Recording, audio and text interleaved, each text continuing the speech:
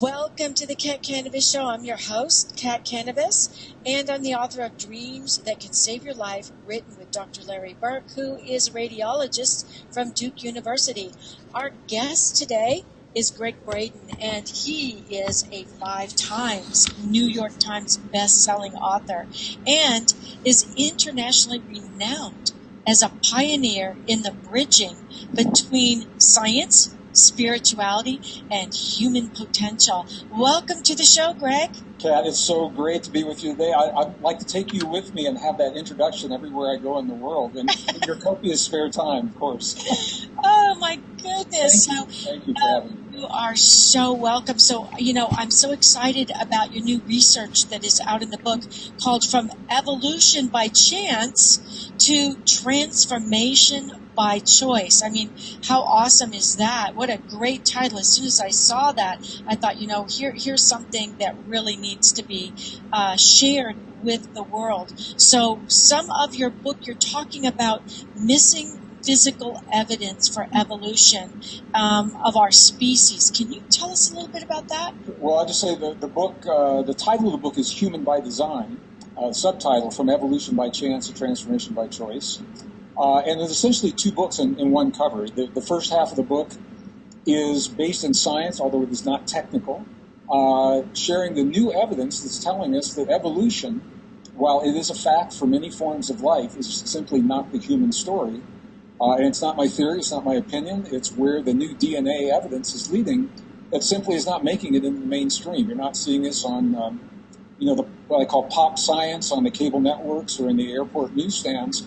The second half of the book is what this means in our lives and how it opens the door to extraordinary potentials of human healing, of extraordinary human abilities that in the past have been relegated to monks and nuns and mystics and yogis and shamans and curanderos and healers, in faraway monasteries and jungles halfway around the world.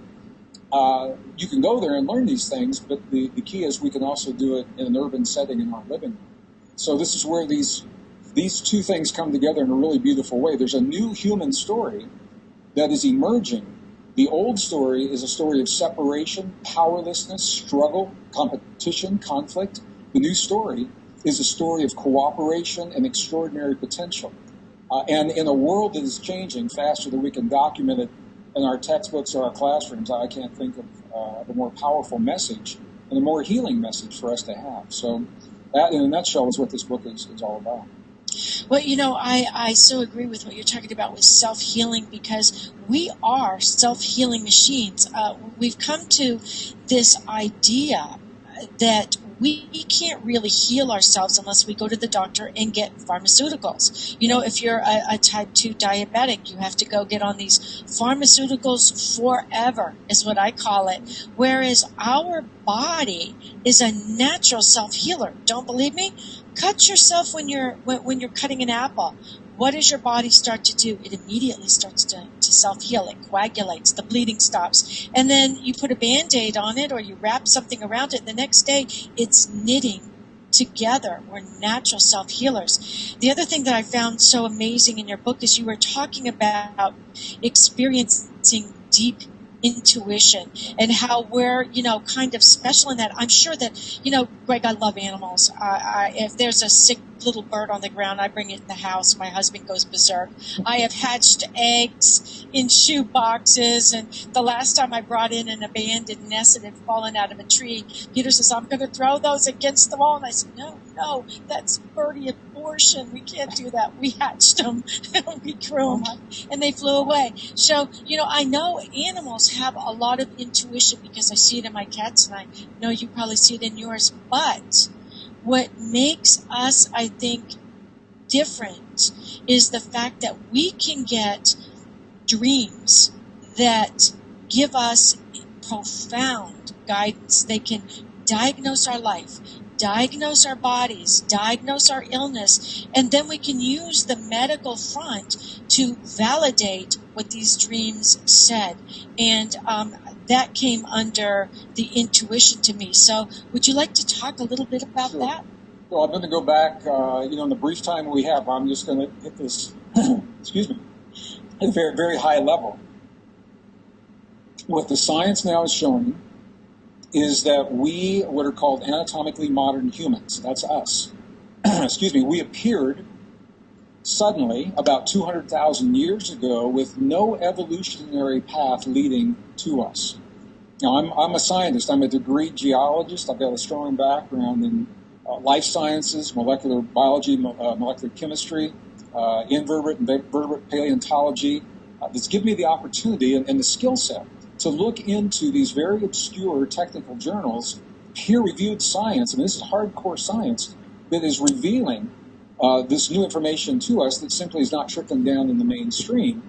What they are telling us now is that the DNA studies comparing our DNA, modern humans, to the DNA extracted from the fossilized remains of the beings that we thought were our ancestors, that we descended from, the DNA studies are telling us, number one, that we did not descend from these forms of life. There's not enough DNA overlap, not enough similarity. Number two, they're showing us that we appeared relatively quickly, 200,000 years ago. And scientists agree with this. They agree with this 200,000 year time frame. We don't know where we came from, but here's the key. We appeared fully enabled, fully intact, fully wired for all the extraordinary capabilities that you're talking about with healing and much more, and that we have not changed in 200,000 years. We are the anatomically modern humans that showed up 200,000 years ago. So we have the same brain capacity, we have the same body proportions, we have the same neural network, and all of the extraordinary capabilities that you're talking about, Kat, healing and much more. I go into in the book under the headline of what is called self-regulation. We're the only form of life with the ability to self-regulate so many of the vital functions that help us to deal with life in a really healthy way. We're the only form of life that can sit down in a moment in time and consciously say, in this moment, I choose to awaken a very powerful immune response to whatever's happening in my life. In this moment, I choose to awaken the anti-aging enzymes that actually change the biological markers for aging in our bodies. We're the only form of life that can do that. We can trigger deep states of intuition on demand. We can trigger deep states of resilience on demand. We can trigger deep states of subconscious access on demand. No other form of life can do this, and it's all because of something that happened 200,000 years ago. Scientists are able to forensically look at the DNA. They look at our DNA today, and they work backwards to see what led to our DNA. What they found is it is a series of fusions and modifications, actually a tweaking after the fusions happened of DNA that gives us these unique abilities. And the scientists themselves are saying, Proceedings National Academy of Sciences, the year 2000, for example, the volume Genetics, they're telling us that these things cannot happen as a result of evolution, that something else is happening. And the scientists are actually bordering on what's called forbidden territory, because they're saying there appears to be an intentionality, and then they have to stop, because science can't go. Where does science go once you've made that statement? This is the forbidden territory. But it's opening the door to new possibilities, new potentials, a new human story at a time when the old story is no longer serving us in the face of the world that's changing in ways that we've never seen before. So I think this is it's the good news. There's a new human story, and it's a beautiful story of hope and possibility and potential in the presence of a world that's changing faster than we can document in our textbooks and our classrooms. This new story is very powerful because it's a story that needs to come out. Look at how long it's taken to actually come out. You have the power to do much more than you ever imagined you could do. And all you have to do is depend on yourself to bring that power out. And then what's happening is we're finding like-minded people like yourself who are going, yes, I am a scientist, but, and just putting that big toe into that forbidden water and saying, you know what, it doesn't feel so bad. So do you have your book with you, Gregg? Wow, I'm so happy you asked me that question. There's the new book. Now, this is the new book, Human by Design, Revolution by Chance, Transformation by Choice. It was released as a hardback it was released the fall of last year. And, I think for me, the bottom line to the whole book, it is a science-based book with a lot of stories, a lot of personal experience. It is not a highly technical book. I moved the technical stuff to the back for people that want that. But for me, the bottom line is the better we know ourselves, Kat, the better equipped we are to deal with whatever life brings to our doorstep. The better we know ourselves, the less we fear change in the world. And this is important because the world is changing so fast. The better we know ourselves, the less we fear one another. And this is especially key because in the presence of the global change, our world is being pushed together. Cultures and beliefs and religions and traditions, ways of thinking are all being pushed together in a way we've never seen before. And the old ways of dealing with problems have not equipped us to be able to meet this challenge in a healthy way. However, when we begin to think from the perspective of the new discoveries, that nature's based in cooperation, nature's not based in competition, nature's based in mutual aid, it's not based in survival of the strongest. This is where the old story is becoming obsolete and falling away, but it's okay because there's a new story to take its place. Now the question is, do we trust the science that we have asked to tell us who we are? Do we trust that science enough to lead or to follow the new story to wherever it leads? And I don't know where it leads. Evolution is not the human story. I don't know what it is, and that's the whole point. Until we let go of the false narrative, how are we going to find out what the deepest truths of our existence really are? A lot of people are going to say, I believe everything that Gregg Braden just said, but I know that what you're saying is true because as a 3-time breast cancer survivor whose dreams diagnosed the illness that the medical community missed every single time, including stage 4, 9 by 11 centimeter, I know that what you're saying is true. And I know that our audience listening, if you sit in a quiet place and think about it, you have had some form of these experiences as well. So it's not belief, it's knowing that you can do all this and much more. So Gregg, how can we find your book? Well, you can find this book wherever books are sold. It's it's on Amazon, Barnes & Noble. It's at your local bookstores. You go to our website, greggbraden.com. It's there. Pretty much wherever books are sold. It's interesting. This is the new world we live in. What we're finding is that the audiobooks and the Kindle versions, well, the Kindle version of this, there is no audio right now. There will be.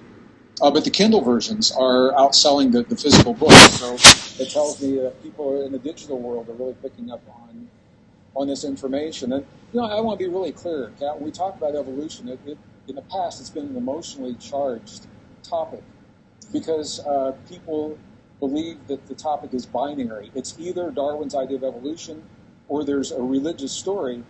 And I believe there's something in between. Again, as a scientist, I don't know what the answer is. I have my personal opinions. But as a scientist, I don't know what the answer is. And this book is an invitation to free our young people who are about to embark upon careers in biology, in evolutionary biology and anthropology, to answer these deep questions of our existence, free them from the shackles of a story that we know is no longer true, an obsolete story, and allow them to follow the information, follow the clues, follow that new information to wherever it's going to lead.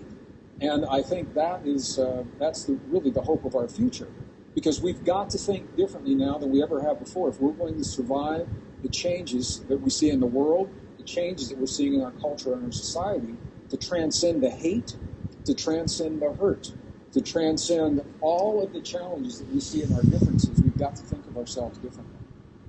Oh, I so agree. And I know, here's Cleo. She's so fascinated with everything that you're saying. This is our beautiful Cleopatra. She's half Siamese and half feral, and we got her from the pound, and we love her to death. So thank you, Gregg Braden, for being on the show today. It went so quickly, but it was so full of information. And I hope everybody will tune in again next Tuesday for the Cat Kanavos Show. Watch for the blog from this show on Pathos, and then in Biz Catalyst 360 magazine. Until next time, have a great week, everybody, and thank you again, Gregg, for being on the show. Thank you so much, Kat. Bye-bye. Say bye-bye. Say bye-bye. Oh, for Think about it. Christ.